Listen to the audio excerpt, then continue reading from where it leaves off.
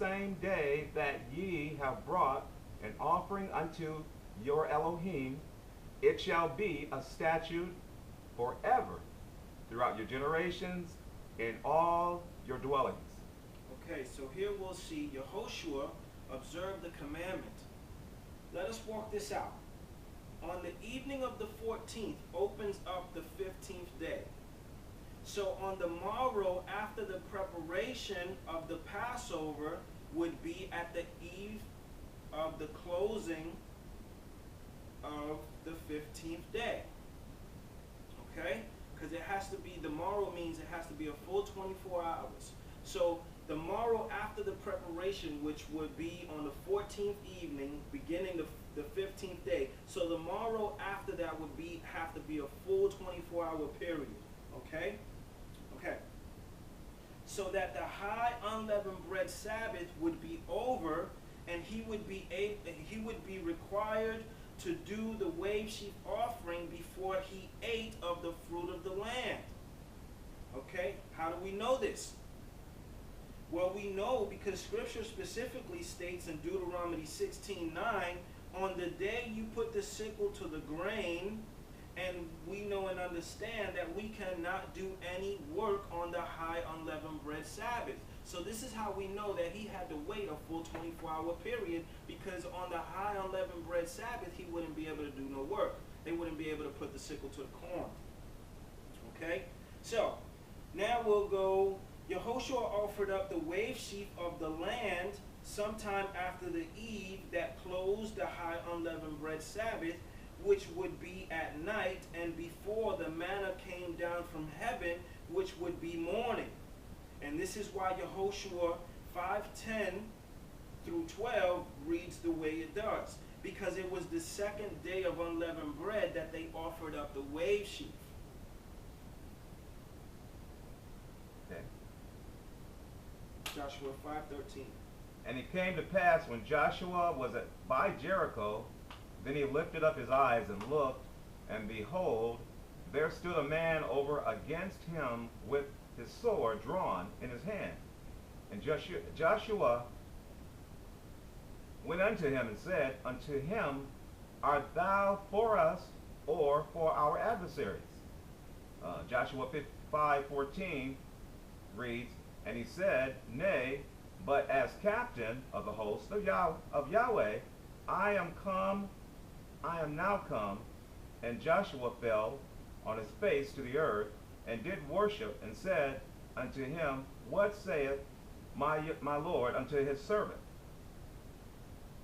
John 20:17, Yeshua said unto her, Touch me not, for I am not yet ascended to my Father, but go to my brethren, and say unto them, I ascend unto my Father, and to your Father, to my El, and to your El. Okay, so we see as in Yehoshua, Messiah revealed himself after the Passover and the wave sheaf. Okay, so he does also reveal himself after the Passover and John, but does not allow himself to be touched until he ascends unto the Father. And here is why he does not allow himself to be touched. Leviticus 23:14, And ye shall eat neither bread, nor parched corn, nor green ears, until the selfsame day that ye have brought an offering unto Elohim your God. It shall be a statute forever throughout your generations in all your dwellings. Okay, so Messiah did not allow Mary of Magdalene to partake of him and defile him until he ascended to the Father. Here we have the scripture to support of when the manna was to be gathered, and how we know the time frame that Yehoshua was in when we line it up with the account of Messiah's resurrection. Exodus 16:8, And Moses said, This shall be, when Yahweh shall give you in the evening flesh to eat, and in the morning bread to the full, for that Yahweh heareth your murmurings, which ye murmur against him. And where are we? Your murmurings are not against us, but against Yahweh. Exodus 16:13.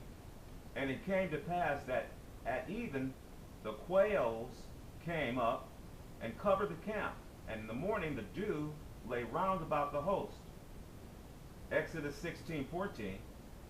And when the dew that lay was gone up, behold, upon the face of the wilderness there lay a small round thing, as small as the hoarfrost on the ground. Exodus 16:15.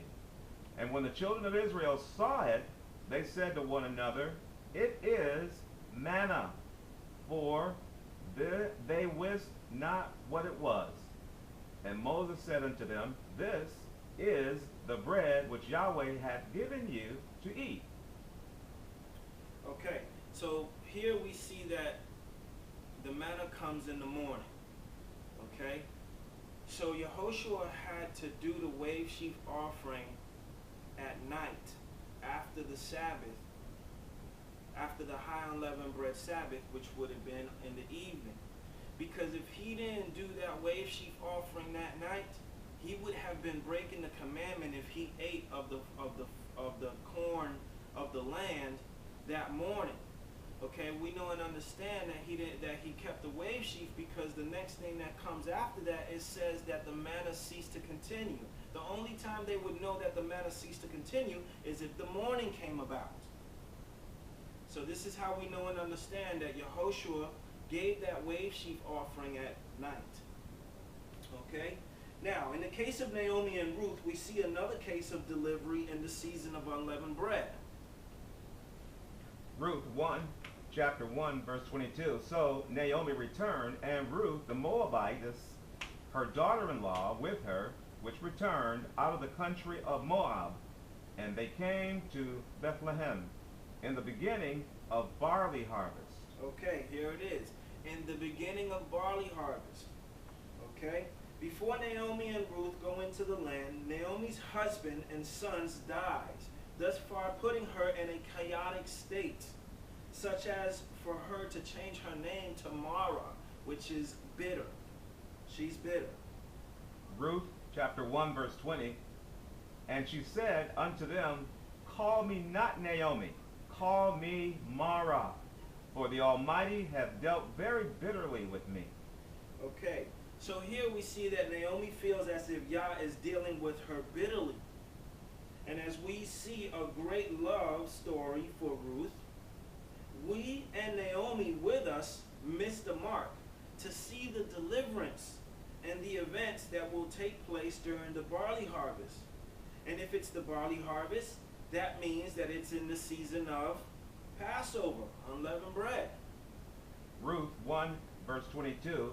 So Naomi returned, and Ruth the Moabitess, her daughter-in-law, with her, which returned out of the country of Moab. They came to Bethlehem in the beginning of barley harvest. Ruth 2:11. And Boaz answered and said unto her, It hath fully been shown, or showed me, all that thou hast done unto thy mother-in-law since the death of thine husband, and how thou hast left thy father and thy mother and the land of the nativity, and art come unto a people which thou knowest not hereto. Okay. Even in the midst of chaos, and or what we think as Yah acting bitterly towards us, can be a road to deliverance. Okay? If we think something's going wrong, there could be a good chance, people, don't put your hand in it. Because it might be Yah taking you out of a situation. Okay? After Ruth gleans the field, she brings 1/10 of an ephah to Naomi. 1/10 of an ephah is the equivalent to 10 omers. An omer is waved unto Yah for a wave sheaf offering. So Yah only wants 1/10 of an ephah, which is an omer, or a sheaf. But Naomi receives 10 omers from Ruth after she gleans. Now Naomi, which stated that Yah was